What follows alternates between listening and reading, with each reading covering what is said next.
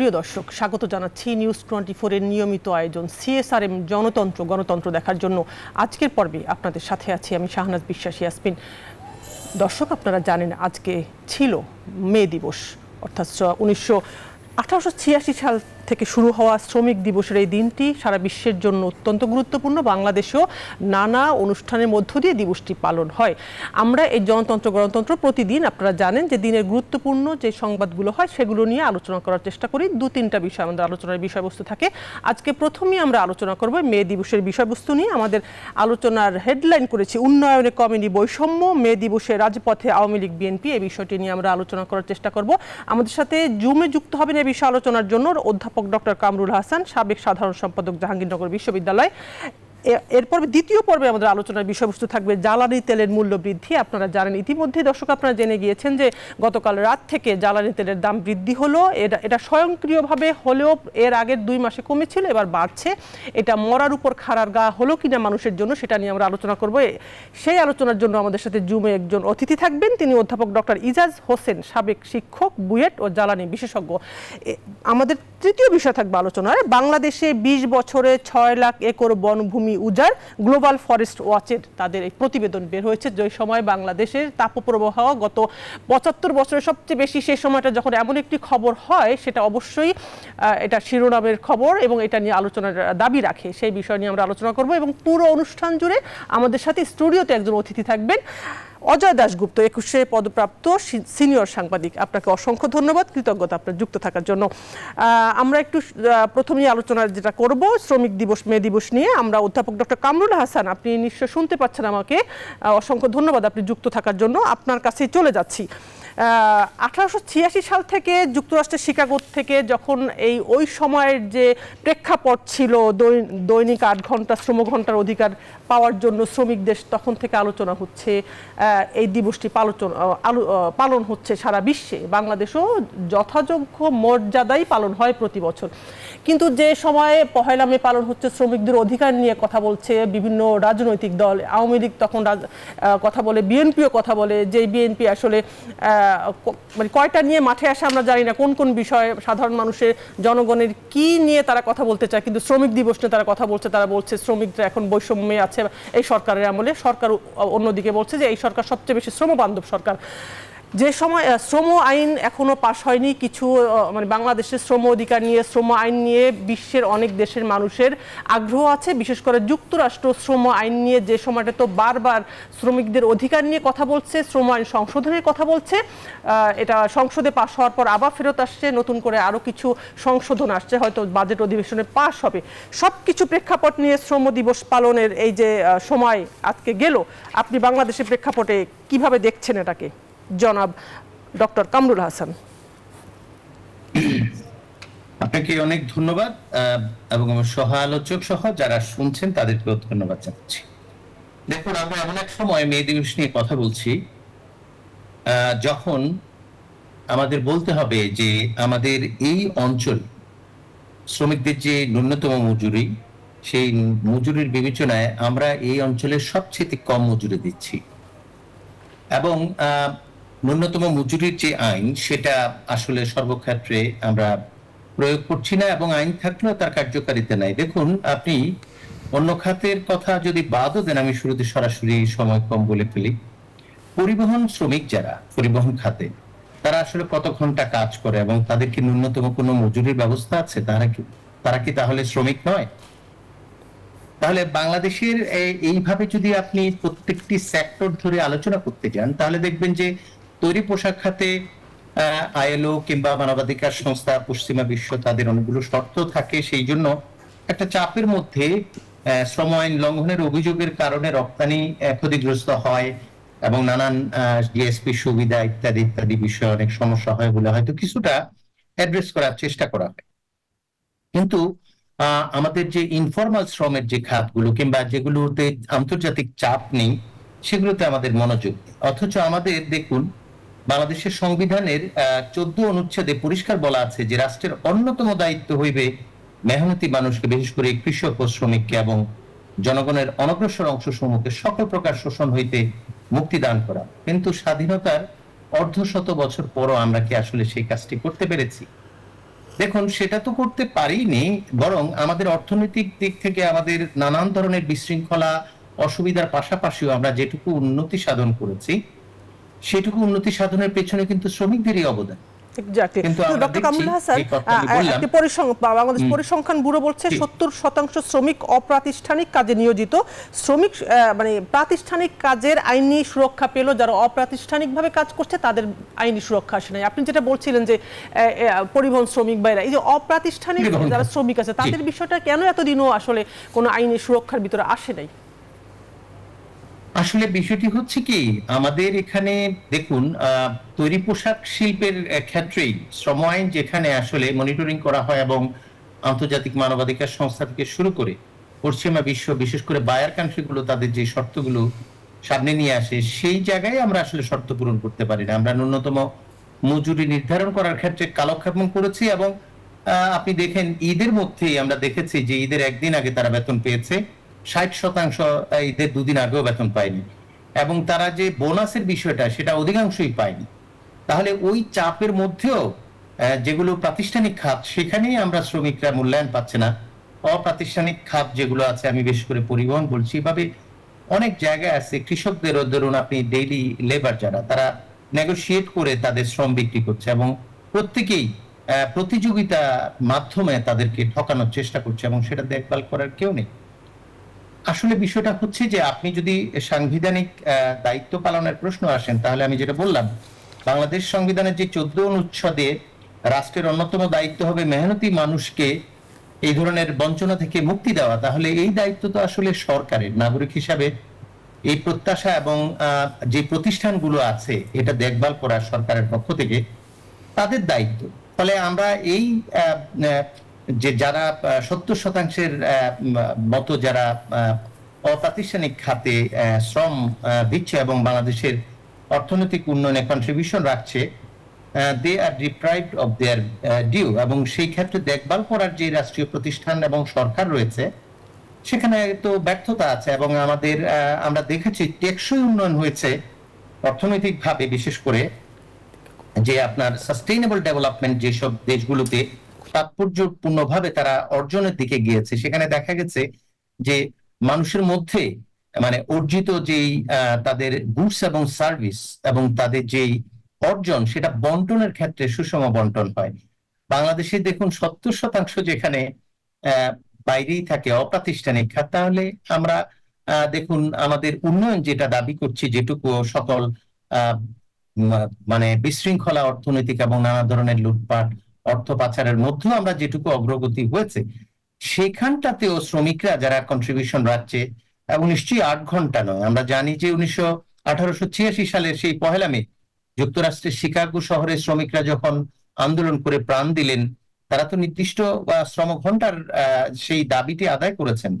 কিন্তু আমাদের ইনফরমাল খাতগুলোতে 8 ঘন্টা নয়, হয়তো 16 ঘন্টা কাজ করছে। তার মধ্যে আবার তাদের যেই তাদের শ্রমের বিনিময়ে তাদের যেই ন্যায্য পাওনা সেটাও পাচ্ছে না। তাহলে এই যে সাবপার ভ্যালু অফ লেবার যেটা শ্রমিকরা তৈরি করছে, এগুলার আসলে ভোগ করছে হলো এগুলার মালিক যারা, কিংবা যারা দেখভাল করবার কথা তারা আসলে দেখভাল করছে না বলে নানাভাবে অদৃশ্য খাতে এগুলো আসলে চলে যাচ্ছে। ফলে আমি মনে করি যে আজকে আমাদের এই পিছিয়ে পড়বার এবং আমাদের নাগরিক অধিকার যে বঞ্চনার যে বিষয়টা সবাই নিয়ে আসে, গণতন্ত্রহীনতা এবং আমাদের সঠিক গণতন্ত্রের চর্চা যেটা হচ্ছে না, সেটার পাশাপাশি আমরা দেখলাম যে আমাদের এই শ্রমিকদের যে ন্যায্য পাওনা, অসংখ্য ধন্যবাদ অধ্যাপক ডক্টর কামরুল হাসান আপনাকে আপনার চমৎকার বক্তব্যের জন্য। কিন্তু আসলে প্রোগ্রামটা এত বেশি এটা নিয়ে আলোচনা করার সময় আমাদের শেষ হয়ে গেল, না হয় জিজ্ঞেসই করতাম যে আমরা জানি এই সরকার সবচেয়ে বেশি শ্রমবান্ধব সরকার, এবং বঙ্গবন্ধু আপনি যে কথাটা বলছিলেন যে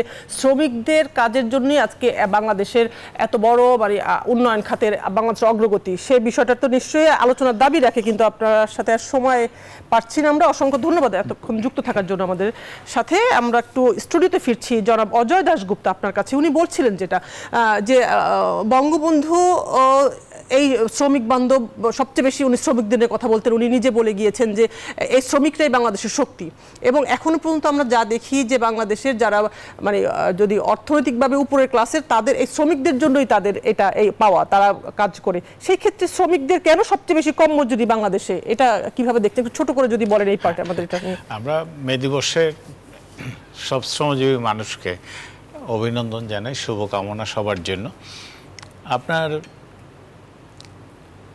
৫৩ বছর আগে যখন স্বাধীনতা হয়েছিল তখন সংগঠিত শিল্প কত ১.৫-২ লাখ, কিছু বস্ত্রশিল্প, কিছু পাট, আর সামান্য কিছু আপনার চামড়া, চাটাকে কৃষির মধ্যে ফেলে। কিন্তু ওই শ্রমিকরা রাজনৈতিক অঙ্গনে এই যে ৬৯-এর আন্দোলন, ৭০-এর নির্বাচন বড় ধরনের ভূমিকা রেখেছিল। কিন্তু বাংলাদেশের স্বাধীনতা সংগ্রামের পেছনে শেখ মুজিবুর রহমানকে বন্দী রেখেছে শ্রমিকরা। আদমজি ডেমরা থেকে ১০-১৫ কিলোমিটার পায়ে হেঁটে ঢাকা চলে এসেছে। এখন কিন্তু শ্রমিক সংগঠিত শিল্প যদি বলি তাইলে কোটিখানেক হয়ে যাবে। এবং একটা ভালো দিক হচ্ছে যে এর বড় অংশ কিন্তু নারী। পোশাক শিল্প যদি ধরি তাহলে বড় অংশ, আরও বেশ কিছু শিল্প গড়ে উঠেছে, এগুলো হচ্ছে ভালো দিক।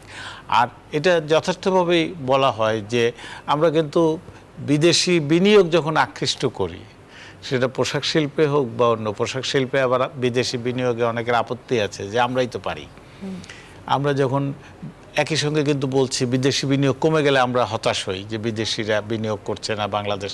কিন্তু বিনিয়োগ করা মানে কি, তারা তো লাভ দেখবে, আর লাভ দেখার একটা বড় জায়গা হচ্ছে কিন্তু মজুরি কম দেওয়া। আমার এইখানে $1 হয়তো 5টা শার্ট সেলাই করে নিয়ে আমেরিকা সেটা চড়া দামে বিক্রি করছে, ইউরোপের দেশগুলোতে তারা চড়া দামে বিক্রি করছে। তারা এখানে সেলাই করতে আসে কেন? আরও অনেক দেশের থেকে এখানে কম মজুরি দিয়ে। কাজে ওরা যখন আবার বলে যে মজুরি বাড়াতে হবে, তখন এইটার তো একটা মানে জটিল বিষয় রয়ে গেছে। কিন্তু আমরা আশা করব যে প্রশ্নটা আসছে, শ্রম আইন, শ্রমিকদের আরও সংগঠিত সুযোগ দেওয়া হোক। ইউনিয়নের নামে একটা ফ্রাঙ্কেনস্টাইন, ইচ্ছামতো স্বেচ্ছাচারিতা, শ্রমিকরা কাজ করব না যখন তখন ধর্মঘট করব, সেটা না। কিন্তু শ্রমিকরা যেন তার মজুরি বাড়ানোর জন্য দর কষাকষি বার্গেন করতে পারে, সেটার জন্য মালিকদেরও আরও সহনশীল হওয়া উচিত, উদ্যোগী হওয়া উচিত। আবার আমরা রপ্তানিমুখী একটা দেশ হতে চাই, পোশাক তো পুরোটাই রপ্তানি, চামড়া বড় অংশ।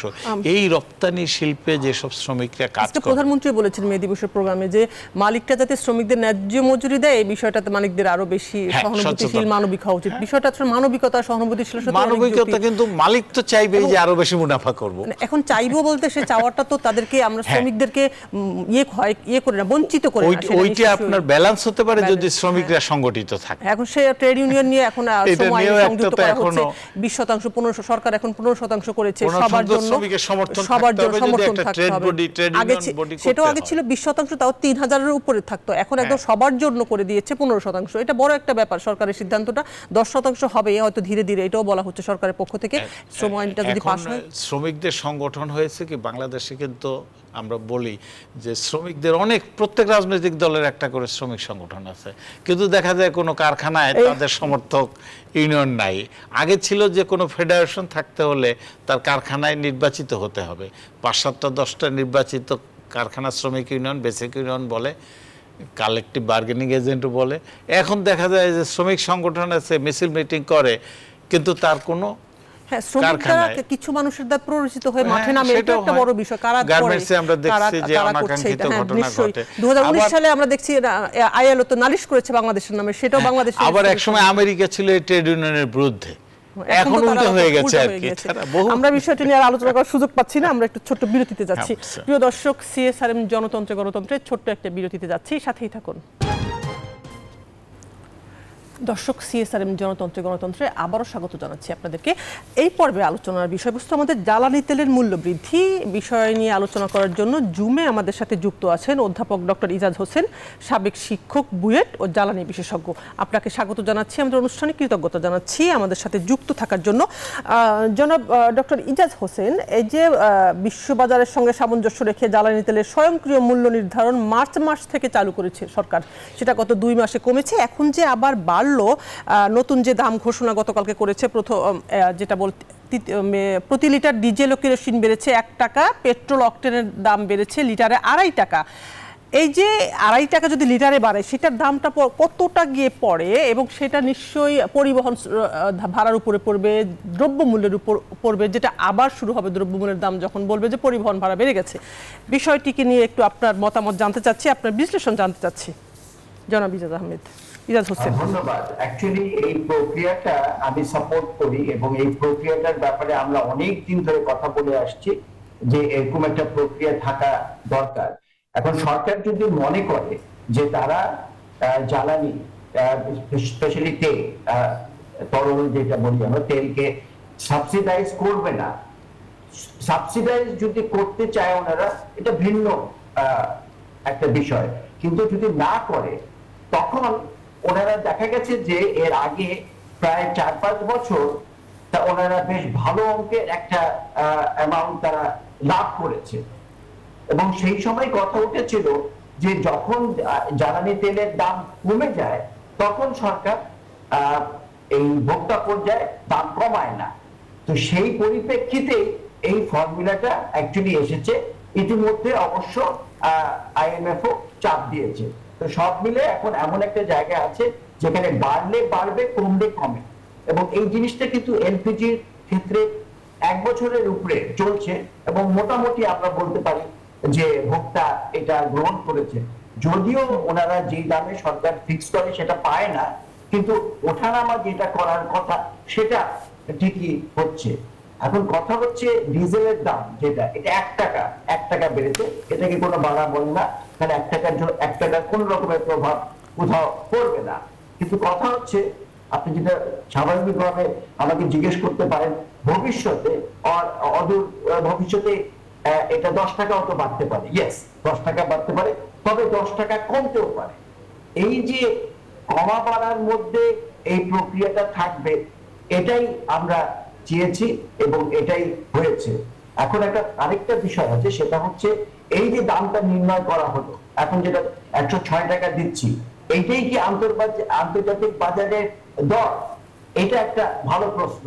কারণ হচ্ছে যে আমরা লক্ষ্য করেছি ফর্মুলার মধ্যে সরকার পার্সেন্টেজ ওয়াইজ বেশ কিছু ট্যাক্স, অন্যান্য কর, ভ্যাট এগুলা সংযোজন করে দিয়েছে। তার মানে তারা যদি এটা থেকে কোনো মুনাফা যদি বাদ দেওয়া, এর মধ্যে থেকে যদি কোনো ট্যাক্স না নিত, তাহলে কিন্তু এটা 100 টাকার নিচে চলে আসতো। হ্যাঁ, এই যে জিনিসটা তারা করছে, এখান থেকে যে একটা ট্যাক্স নিচ্ছে, এটার ব্যাপারে তাও মন্তব্য থাকতে পারে। হ্যাঁ, এটা অবশ্যই ইকোনমিস্টরাই বেটার বলবে। হ্যাঁ, আমি এনার্জি বিশেষজ্ঞ হয়ে আপনারাও বলতে পারেন, জনগণও বলতে পারেন যে আমাদের কাছ থেকে এনার্জিতে কেন আমাদের কাছ থেকে ট্যাক্স নেওয়া হবে। এখন হলো প্রশ্নটা হলো যেটা আপনি বলছেন যে ভবিষ্যতে বাড়তেও পারে, কমতেও পারে। বাড়ার যখন কমে সেই প্রভাব যতটা না পড়ে, বাড়ার প্রভাব অনেক বেশি পড়ে সবকিছুর উপর। জনাব ডক্টর ইজাজ হোসেন, আপনিও সেটা জানেন, বাংলাদেশের প্রেক্ষাপটটা সেটা একটা তো অ্যালার্মিং এর জায়গা আছেই। কিন্তু এই যে পেট্রোল অকটেনের দাম বাড়লো 2.5 টাকা, যেটা পরিবহনের খরচের উপর পড়বে, সেটা গিয়ে পড়বে আবার জিনিসপত্রের দামের উপর। এখন কনসার্নের জায়গাটা নিশ্চয়ই সেটা, এটা যদি ছোট করে একটু বলেন। না, পেট্রোল অকটেন তো আমাদের পরিবহনে ব্যবহার হয় না। পেট্রোল অকটেনটা এখন মোটামুটি এটা মোটরসাইকেল ব্যবহার হয়, আর অল্প কিছু গাড়ি আছে, এবং যারা কনভার্ট করে নাই সিএনজি তে, তাদের ওই পেট্রোলের দাম 20 টাকা বাড়লেও কোনো কিছু আসবে না, কারণ বেশিরভাগই এখন সিএনজি তে কনভার্টেড। তাহলে পেট্রোল আর এবং অনেক আগের থেকেই কিন্তু এটা বা পাকিস্তান আমল থেকেই কিন্তু পেট্রোল আর ডিজেলের উপরে একটা এক্সট্রা ট্যাক্স, লাক্সারি ট্যাক্স বলা হতো, কারণ ধরে নেওয়া হতো যাদের গাড়ি আছে তারা বিত্তবান এবং তাদেরকে ট্যাক্স করা যায়, এবং সেই ট্যাক্সটা অ্যাকচুয়ালি ডিজেলে আনা হতো। কিন্তু এখন সেটা পরিবর্তন হয়ে গেছে, কারণ ডিজেল এত বড় হয়ে গেছে, এত ডিমান্ড ডিজেলের, যে ওই অল্প কিছু ওই পেট্রোল থেকে আনলে এখানে তেমন কোনো লাভ হবে না। আরেকটা জিনিস বলা দরকার, যে পেট্রোল আর অকটেন এটা কিন্তু আমরা মোটামুটি স্বয়ংসম্পন্ন, আমাদের দেশীয় প্রোডাক্ট, তাহলে ইচ্ছা করলে কিন্তু ওরা আরো কমাতে পারে। কিন্তু কথা হচ্ছে যে তারা কখনোই পেট্রোল আর অকটেন ডিজেলের নিচে নেবে না। এটা একটা মোটামুটি আমি বলবো যে এটা প্রায় 70 বছরের একটা বাংলাদেশের পলিসি। এটা নিয়ে অন্য কোনো বিতর্ক হয়নি কখনো, কিন্তু এখন যেহেতু মোটরসাইকেল ব্যবহার করছে এবং তারা তো অ্যাকচুয়ালি মধ্যবিত্ত ব্যবহারকারী এবং তাদের জন্য এই জিনিসটা একটা চাপ হতে পারে, কিন্তু পরিবহনে পেট্রোল ব্যবহার হয় না। আপনাকে অসংখ্য ধন্যবাদ ডক্টর ইজাজ হোসেন। আপনি যেভাবে আসলে ইতিবাচকভাবে ব্যাখ্যা করছিলেন, পেট্রোল অকটেন কোথায় ব্যবহার হয়, ডিজেল কেরোসিন হয়, এটাও যদি স্বাভাবিকভাবে সব কিছুর উপর পড়ে, মানুষ বুঝে বুঝে এটা প্রভাব পড়ে পজিটিভলি, তাহলে সেটা খুবই ভালো হবে। কতটুকু পরে সেটা দেখার জন্য হয়তো এই মাসটা অপেক্ষাই করতে হবে আগামীকাল থেকে কি হচ্ছে। আপনাকে অসংখ্য ধন্যবাদ অধ্যাপক ডক্টর ইজাজ হোসেন আমাদের সঙ্গে যুক্ত থাকার জন্য, আপনার চমৎকার বিশ্লেষণের জন্য। অধ্যাপক অজয় দাশগুপ্ত, আমাদের জ্বালানির আমদানি তো জ্বালানির একটা বড় প্রধান অংশ, বড় আমাদের আমদানির কিন্তু প্রধান খাত হচ্ছে জ্বালানি। আরেকটা আছে পোশাক শিল্পে, কিন্তু সেটা তো জ্বালানি তো সব পোশাক শিল্প করতে গেল জ্বালানিটা সবচেয়ে। কিন্তু আবার এইটা এই যে ডক্টর এজাজ চমৎকারভাবে বলেছেন, একটা বড় সমস্যা হচ্ছে কি আপনার যে এই দশকের পর দশক ধরে জ্বালানি খাতের আমদানি এইটা একটা রাগঢাকের বিষয়। আপনার এইটার কিছু সমস্যা আছে আমাদের, যেমন এখন একটা বড় সমস্যা আমাদের এই যে ডলার ক্রাইসিস, বৈদেশিক মুদ্রা সংকট। আমরা হয়তো অনেক সময় সস্তায় বিদেশে পাওয়া যায়, তেলের দামটা যখন কমে যায়, কিন্তু আমরা অনেক সময় কিনতে পারি না, কারণ আমাদের বৈদেশিক মুদ্রা রিজার্ভে সমস্যা থাকে। এইগুলো কতগুলো আছে, কিন্তু সবচেয়ে বড় সমস্যা যেটা বহু বছর ধরে, এই তো 70-80 বছর ধরে বা 100 বছর ধরে তো আমরা জ্বালানি তেল আমদানি করি, কিন্তু পরিশোধনের ক্ষমতা পুরোপুরি আমরা যদি মানে অপরিশোধিত তেল আমদানি করি আর দেশে এনে পরিশোধন করি, তাতে কিছু ভ্যালিউডেশন হয়, আবার দামটাও কম পড়ে। আমরা এটা পাচ্ছি না এখনও, কিন্তু একটা বড় অংশ পরিশোধিত তেল অন্য দেশের লাভটা তারা পায় আর কি।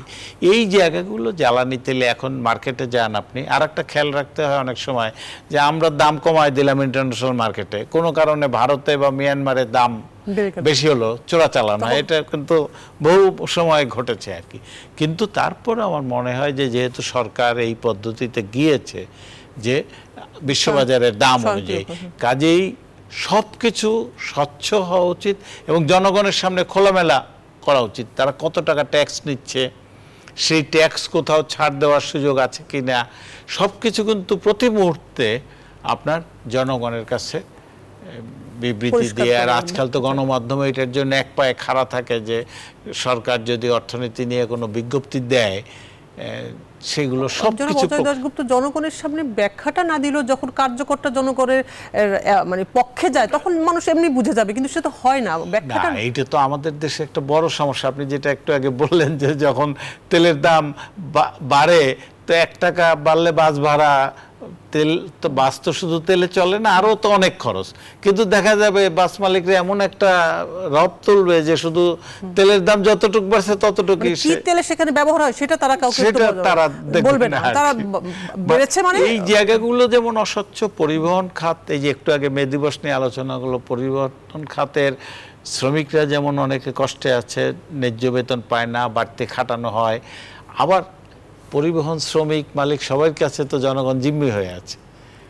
এই যে তেলের দামটা, এইটা দেখা যাবে যে এই যে 2 দফা কিন্তু কমলো, তাতে কিন্তু মার্কেটে কোনো অন্য পণ্যে যারা তেলের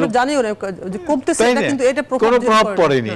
কিন্তু ধরেন আমার নিজেরই যদি বলি যে আমি 130 টাকা ছিল 126 টাকা, এই যে কমলো, তাতে আমরা আচ্ছা একটু কমেছে, কিন্তু এখন যখন বাড়বে সেইটার প্রভাবটা সব ক্ষেত্রেই তখন মানুষ বুঝতে পারে যে কমাটা যতটুকু কমেছিল আগে, এখন যে বাড়লো আগের অবস্থায় কিন্তু যায়নি।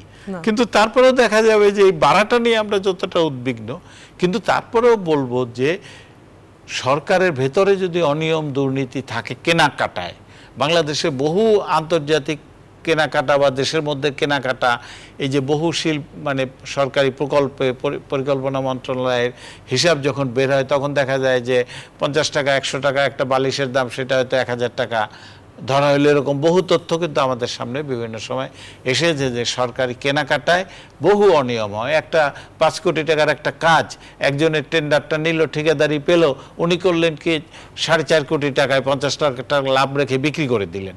আবার যিনি 4.5 কোটি টাকায় কিনলেন তিনি আরো 50 লাখ টাকা লাভ রেখে বিক্রি করে দিলেন। আলটিমেটলি কাজটা ক্ষতিগ্রস্ত হয়। এই অনিয়ম দুর্নীতিটা সব সমস্যাটাকে জনগণের উপর পড়ে, জনগণের মানুষের জীবন তখন জনগণ বলবে যে তেলের দাম বিশ্ববাজারে যতটা, সরকার যদি ওই পথেও থাকে, আমার কাছে তো সরকার রাখছে বিশ্ববাজারে বেশি দাম বাড়ছে, সাধারণ মানুষ তারপরে তেলের দাম পড়ছে, সাধারণ মানুষ সাফার করবে। সেই সব কিছু নিয়েই তো বিষয়টা আসলে এখানে যখন আসে তখন মানুষ আর কিছু উপায় থাকে না বলার। পার্লামেন্টে ওগুলো আলোচনা হওয়া উচিত। এমপিরা জানলো না, এমপিরা বলবে যে এটা তো এই পেট্রোবাংলা করছে বা এই যে সরকার সংশ্লিষ্ট প্রতিষ্ঠান আছে সরকারের তারা করছে, কিন্তু এমপিরা তো বলবে যে তুমি তোমার হিসাবটা আমার কাছে উপস্থিত করো। সংসদ তাহলে কি জন্য আছে? 350 সদস্য, তারা তো বলবে যে হিসাবটা উপস্থিত করো। একজন অর্থনীতিবিদ কালকে তো সংসদ শুরু হলো, আপনার কথাটা পরে পড়লো যে কালকে সংসদে বিষয়ে আলোচনা হয় কিনা, কোনো এমপি হ্যাঁ আমরা দেখতে চাইবো যে এমপিরা এই কথাটা বলবেন যে স্বচ্ছতা আমরা চাই, কারণ আমার ভোটারের কাছে জবাবদিহি করতে হবে। প্রিয় দর্শক, সিএসআরএম জনতন্ত্রে গণতন্ত্রে ছোট্ট আরেকটা বিরতিতে যাচ্ছি, সাথেই থাকুন।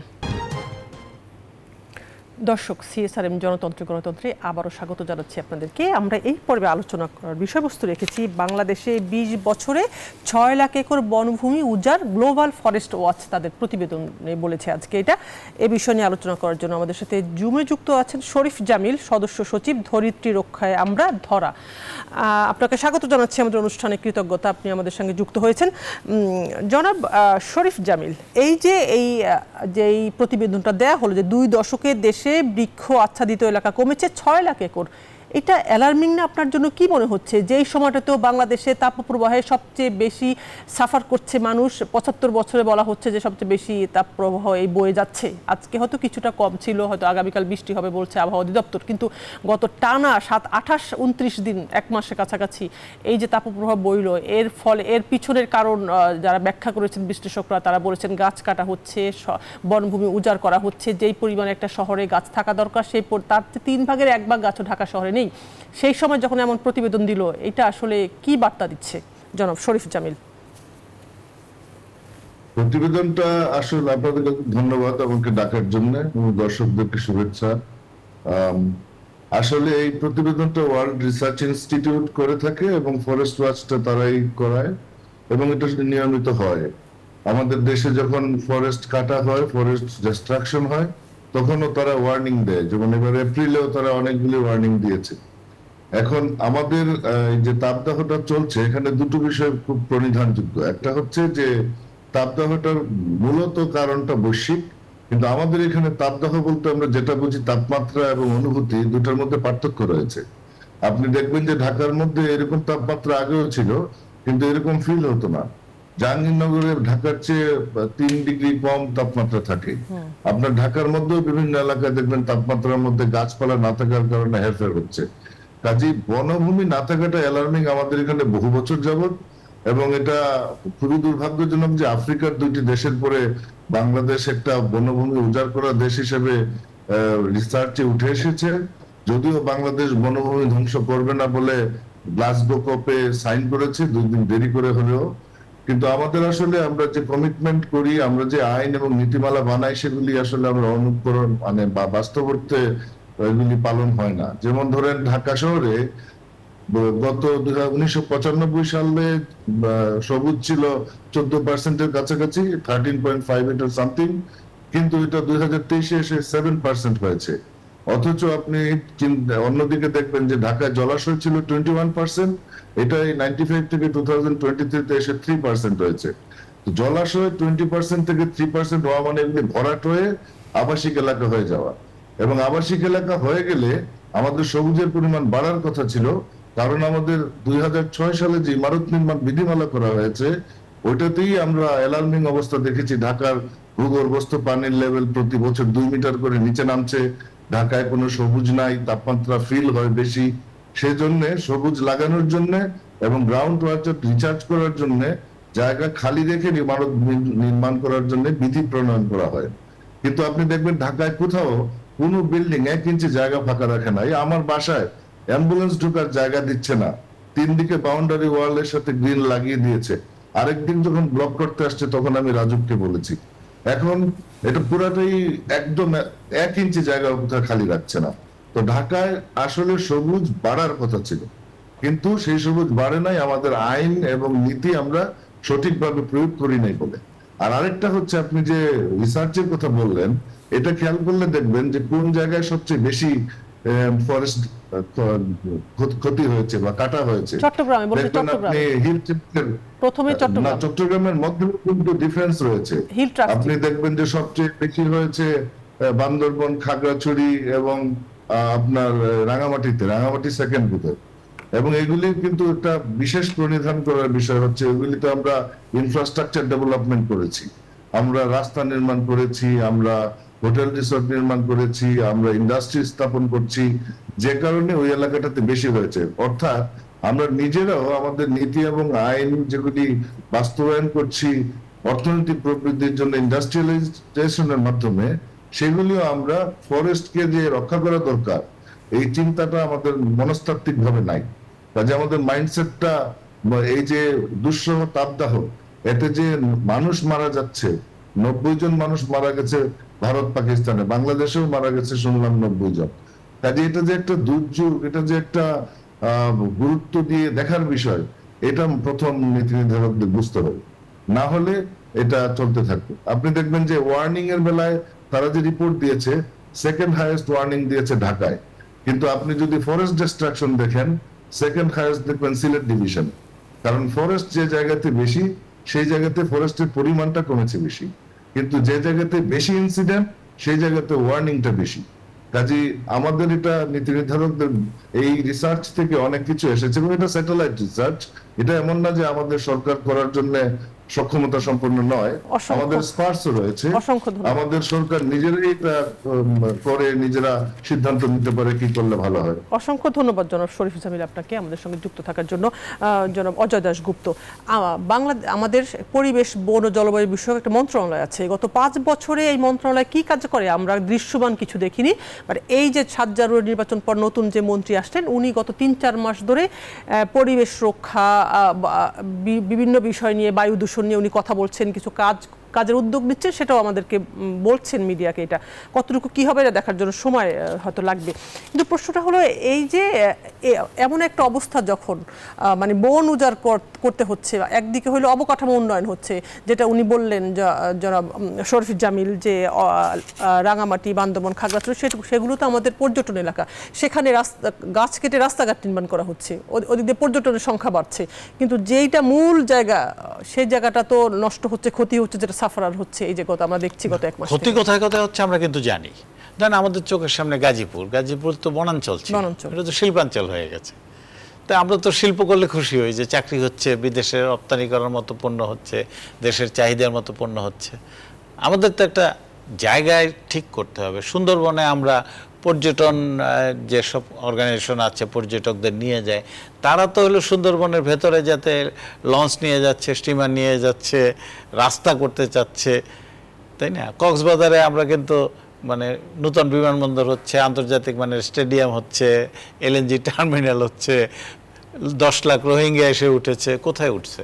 পাহাড় কেটেই তো, নাকি? কেমন করে হচ্ছে? আমার কথা হচ্ছে, বা এমনকি যদি ধরেন এই যে বিশ্ব উষ্ণায়ন, উষ্ণ হচ্ছে, হ্যাঁ, এটার জন্য কে আন্তর্জাতিক উন্নত দেশগুলো কতটা দায়ী, সবই। বন কিন্তু থাকতেই হবে আপনাকে। ঢাকা শহর এত যে কোনো দেশে এত কম যে যেখানে 25 ভাগ বনভূমি থাকতে হয় একটি দেশ, সেখানে আছে 15-এরও অধিক। হ্যাঁ, আপনাকে কিন্তু বনাঞ্চল, আপনার যদি এমনকি বিশ্ব উষ্ণায়ন নাও হয়, তাও আপনাকে কিন্তু পরিবেশের জন্য, ভারসাম্যের জন্য কিন্তু আপনাকে বনাঞ্চল রাখতেই হবে। ঢাকা শহরে কিভাবে রাখবেন? ঢাকা শহরের 15% থাকতে আছে 2%। এইখানটাই হচ্ছে যে আপনাকে, আমরা যখন দেখছি ঢাকা শহরে উন্নয়নের জন্য আমরা রাজুক, যখন রাজুকের কাছ থেকে একটা সরকারি কর্মকর্তা বা কোনো ব্যবসায়ী বা কোনো পেশাজীবী 5 কাঠার জমি পেল, সে ওইটা হস্তান্তর করে দিল, একটা 20তলা ভবন উঠে গেল। 20তলা ভবনে দেখবেন গিয়ে 500 এসি আছে, এসি ভেতরটা ঠান্ডা করছে আর সমস্ত গরমটা কিন্তু খোলা এলাকায় ছেড়ে দিচ্ছে, আপনি আমি প্রত্যেকেই তার ভুক্তভোগী। ঢাকা শহরে অন্তত 50 লক্ষ গ্যাসের চুলা জ্বলে ঘর বাড়িতে, আপনার লক্ষ লক্ষ, আপনি যদি পরিবেশ বান্ধব গাড়ি যদি আপনি রাস্তায় না আনেন তাহলে আপনার পরিণতিটা কি হবে? কিন্তু আরেকটা বিষয় কি আছে, বন যেভাবে কাটা হচ্ছে সেভাবে লাগাচ্ছে না, এবং না গাছ লাগালে আপনি তো লক্ষ লক্ষ গাড়ি ঢাকা শহরে চলছে, আপনি বড় বাস দিচ্ছেন না, বড় বাস বলে কিছু নাই শহরে, একটা মেট্রো লাইন করেছেন, আমরা এখন বুঝতেছি যে এটা কত উপকারী। তা আমাদের তো অগ্রাধিকার আরো 20 বছর আগের থেকেই হওয়া উচিত ছিল যে আমরা ঢাকা শহরে 10টা-15টা মেট্রো রেল করব, যাতে নিচে আমরা স্পেসগুলো বাড়াতে পারি, যেখানে গাছ থাকবে বা যেখানে ভবনগুলো গায়ে গায়ে না লাগিয়ে আরো একটু দূরে রাখা যাবে আর কি। আমরা এই রাস্তা, শহরের রাস্তা, উপরের রাস্তা বানাইলে তো আমার এই যে একটা মেট্রো রেলে কিন্তু চোখে আঙ্গুল দিয়ে অনেক কিছু দেখিয়ে দিচ্ছে আমাদেরকে। আর আমি যেটা মূল বললাম যে আপনার তাপ বেশি হোক বা কম হোক, উত্তাপ 44-ও হতে পারে, সৌদি আরবেও তো এখন বৃষ্টি হচ্ছে, তাই না? বা অনেক দেশে, পুরো ভারতেও বলছে যে অগ্নিদগ্ধ, পাকিস্তানে তাই বলছে, আরও অনেক দেশে বলছে, কিন্তু আবার কমেও যেতে পারে, অনেক সময় শীত বেশি হতে পারে। সেটা যাই হোক, আপনাকে কিন্তু বন লাগবেই, বন লাগবে, গাছ আপনার। এমনকি মানে যদি এত এই উত্তাপ 40-এর জায়গায় 35 বা 34 বা 32ও হতো, তাহলে কিন্তু আপনার বনভূমি লাগবেই, কারণ আপনার নদী ছায়া থাকতে বলতেছে, যারা শ্রমজীবী ছায়া কোথায়, আপনার নদী থাকতেই হবে, আমাদের শেষ করতে হচ্ছে, আপনার শহরের মধ্যে খাল থাকতেই হবে, এই জায়গাটা হলো গুরুত্বপূর্ণ। সেটা আমাদের জন্য দুর্ভাগ্য কিনা সেটা আসলে সামনের দিনগুলোতে এবার যেটা কি অভিজ্ঞতা হলো আমরা নিশ্চয়ই দেখব। অনেক ধন্যবাদ জনাব অজয় দাশগুপ্ত, আপনাকে কৃতজ্ঞতা জানাচ্ছি। প্রিয় দর্শক, আপনাদেরকে অসংখ্য ধন্যবাদ এতক্ষণ গণতন্ত্রের সাথে থাকার জন্য। আপনারা ভীষণ ভালো থাকবেন, দেখা হবে আগামীকাল একই সময়।